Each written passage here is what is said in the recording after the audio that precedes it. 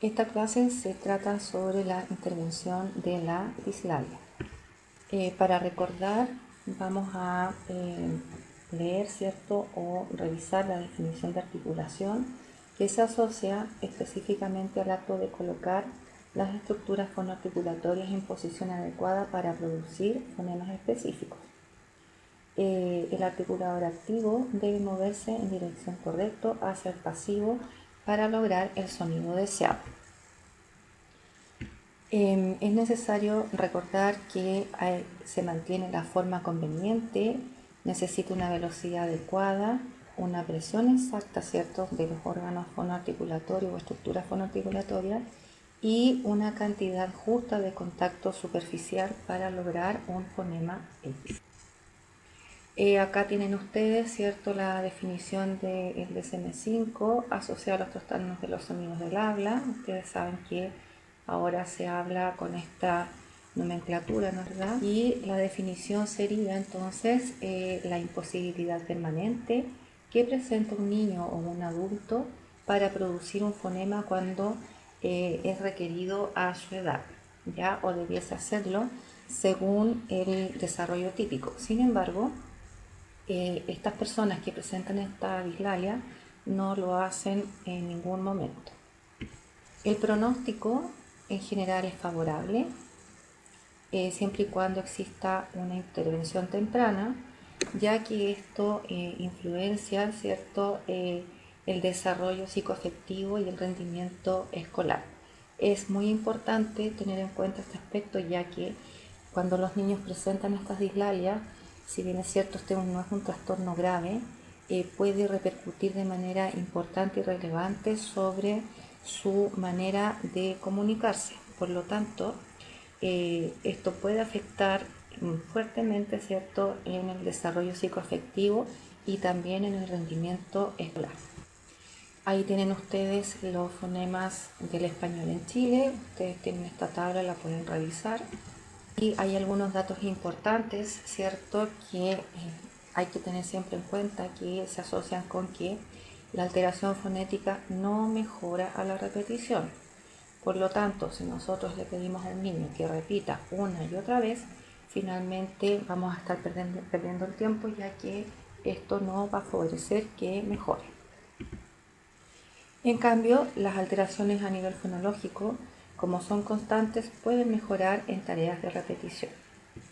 Ahora, ¿cuáles son los enfoques de dislalia? Está el tradicional, ¿cierto?, que es de Van Ripper, que si ustedes se fijan es bastante antiguo y se caracteriza por ser un enfoque más bien de tipo sensorio perceptual o enfoque motor. ¿Qué es lo que se hace? Se tiene a la base, ¿cierto?, la discriminación auditiva y se realiza generalmente antes o en paralelo al entrenamiento de la producción del habla, ¿ya? Entonces usted ahí tienen abajo un ejemplo, ¿no es verdad?, donde lo que se intenta es que el niño, a través de la discriminación auditiva, identifique, ¿no es verdad?, que al realizar un fonema distinto también puede provocar una diferencia de significado, ¿ya? Entonces lo que se hace es comparar las producciones correctas de sonido versus las incorrectas. Ahora, esta tarea no es fácil, ustedes se podrán imaginar. ¿Qué es lo que se hace? Aquí tenemos el esquema, ¿no es verdad? Tiene algunos pasos a seguir. Lo que primero se hace es el entrenamiento de la discriminación auditiva.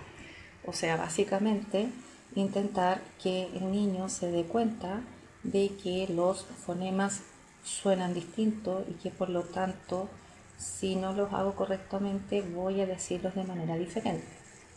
Para ello se supone que hay que lograr el posicionamiento fonético de los articuladores para poder producir el sonido de manera aislada. Ahora bien, una vez que el sonido se logra de manera aislada, el niño debería ser capaz de producir estos sonidos en frases y en oraciones.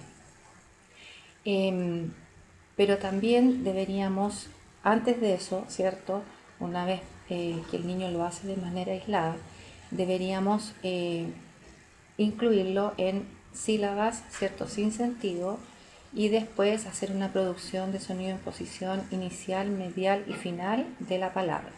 para que finalmente, como les decía, ¿cierto?, el niño logre incorporar estos sonidos en la producción de frases y oraciones para finalmente llevarlos a lo que es el habla conversacional. Ahora bien, aquí hay un elemento que es bien importante destacar, ¿cierto?, que hay que tener en cuenta. Cuando hablamos de esta producción de sonidos en el habla conversacional, a lo que nos estamos refiriendo es a la generalización, ¿ya? Es distinto el hecho de lograr que el niño articule versus que el niño lo utilice. Sin duda, este es uno de los elementos más difíciles, ¿cierto?, para lograr en el tratamiento de la dislalia. Nos sacamos mucho, ¿cierto?, si nosotros trabajamos, por ejemplo, un fonema X o una dislalia de un determinado fonema, y el niño, claro, efectivamente lo logra en la sesión de trabajo. Pero si nosotros no nos cercioramos que efectivamente el niño logra articular correctamente este fonema en sílabas, en palabras, en frases y más aún dentro de su vida cotidiana, todavía no podemos hablar de que no podríamos decir de que la dislalia fue superada.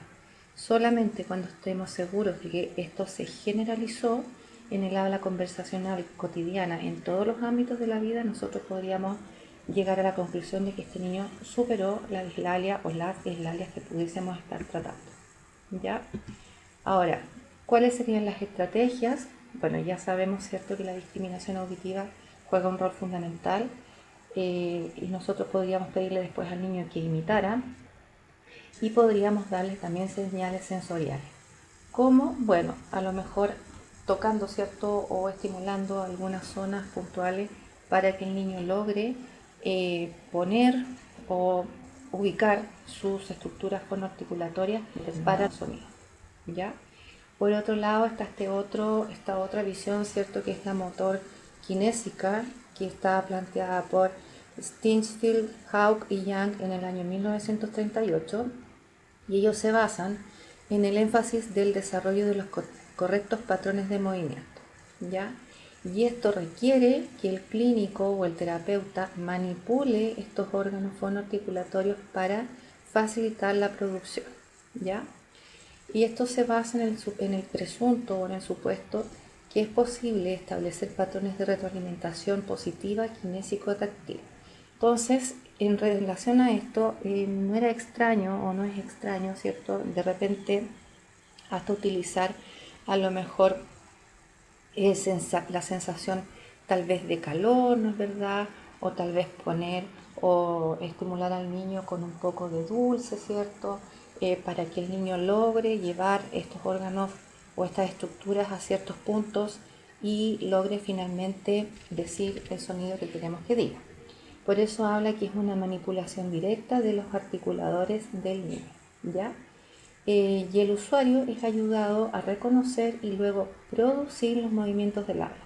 Por eso tampoco es raro en esta modalidad utilizar muchas veces el espejo, ¿cierto? El niño logra también tener esta retroalimentación visual de cómo ubicar sus estructuras para poder finalmente sacar este sonido con el cual nosotros estamos trabajando.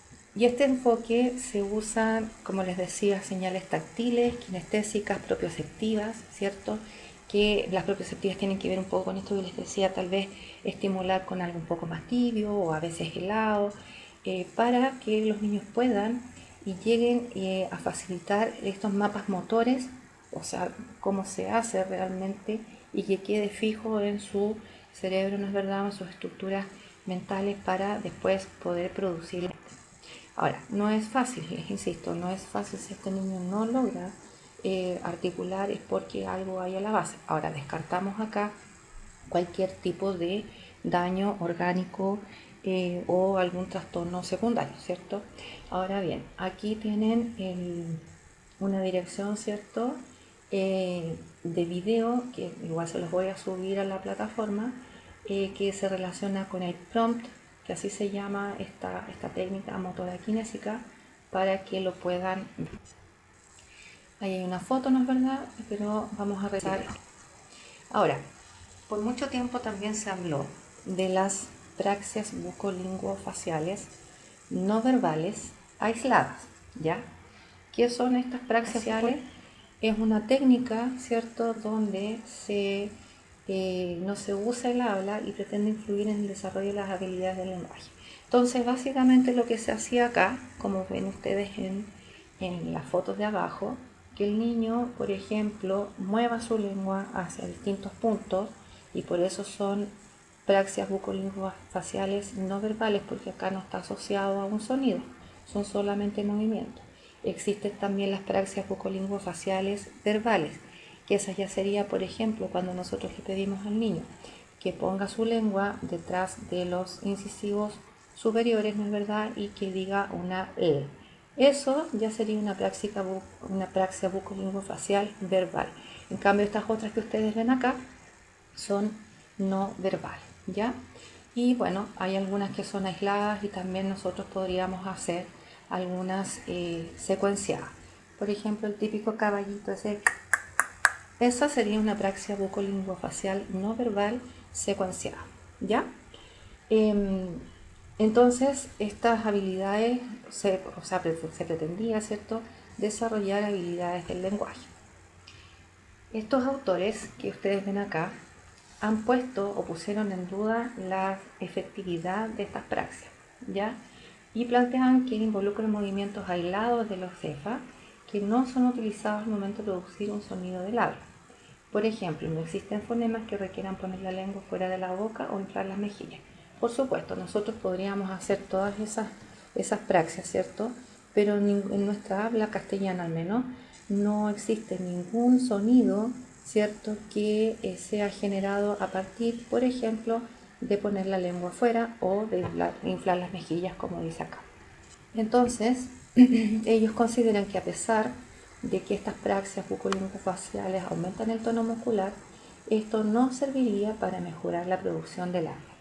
Bueno, al respecto comentarles que años atrás, claro, era la panacea. Se suponía que si uno mientras más trabajaba estas praxias bucolingofaciales, el niño iba a lograr articular estos fonemas con los cuales tenía dificultad. Pero la verdad es que tal vez se podía haber pasado mucho tiempo haciendo lo mismo y finalmente, si no se trabajaban otras habilidades que estaban a la base, el niño claramente no por esto superaba su... La Universidad Federal de Sao Paulo, en el año 2006, realizó un estudio sobre este tema de las praxias no verbales y el tono y el sistema estomatognático en los preescolares. Que encontró, si ustedes lo leen ahí, que básicamente si se trabajaba el tono de la lengua y el tono de los labios, no existía una relación entre el tono muscular y el habla, ¿ya? Por lo tanto, se llega a la conclusión de que no hay cambios significativos en la inteligibilidad del habla contra un grupo que no se sometió a la estimulación, ¿ya? Entonces, con esto ellos corroboran que estas praxias bucolingofaciales no producen un aumento en la inteligibilidad del habla. Puede que ayuden claramente a mejorar el tono, ya el tono muscular, pero no es la actividad, ¿cierto?, idónea para trabajar con esta patología. Es complejo, es bastante complejo, pero a mi parecer creo que una de las cosas fundamentales y que más ayudan en este tipo de patología es trabajar mucho, claro, la propiocepción, que el niño se vea, que tenga un poco esta retroalimentación acústica y visual, pero mucho con la discriminación auditiva. Si el niño no logra darse cuenta de que los sonidos suenan distintos, no los va a producir de manera distinta, ¿ya? Así que eso sería lo que se relaciona con esta clase, ¿no es verdad? Y frente a cualquier duda lo vemos en clases.